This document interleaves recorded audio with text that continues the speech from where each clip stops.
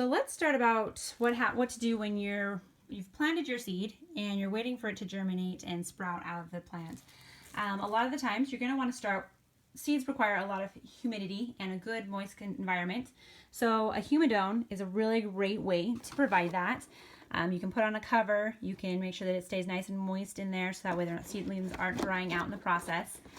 This, for example, is my lemongrass, and that can take up to 5 weeks to sprout. It requires a 70-degree temperature, and it requires fairly consistent humidity. So I'm keeping this in the humidone for most of the day.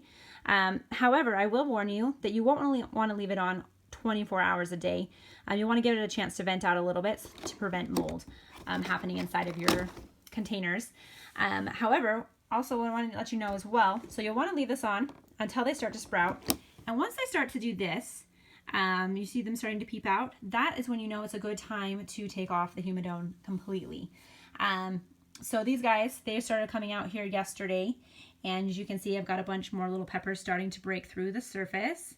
So I took them out of the dome just so that way they can start stretching towards the light and not get overstretched. We want to keep them nice and short and stubby if we can, so that way we can have good healthy plants to plant in the spring.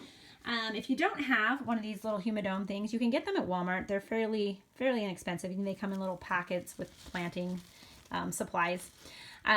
Easier ways though, if you want to just do it with what you've got at home, you can use a plastic baggie. I just take a couple of these little peat pots or a little pot like this, and really it's just a matter of covering it. So that way it's got a cover, it keeps the moisture locked in, and then it's really easy to just pop that off whenever those seedlings start to emerge.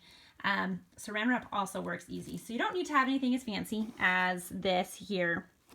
It is available to you, but something as simple as just plastic wrap or a baggie even is the perfect way to just create that humid environment while waiting for those seeds to first emerge.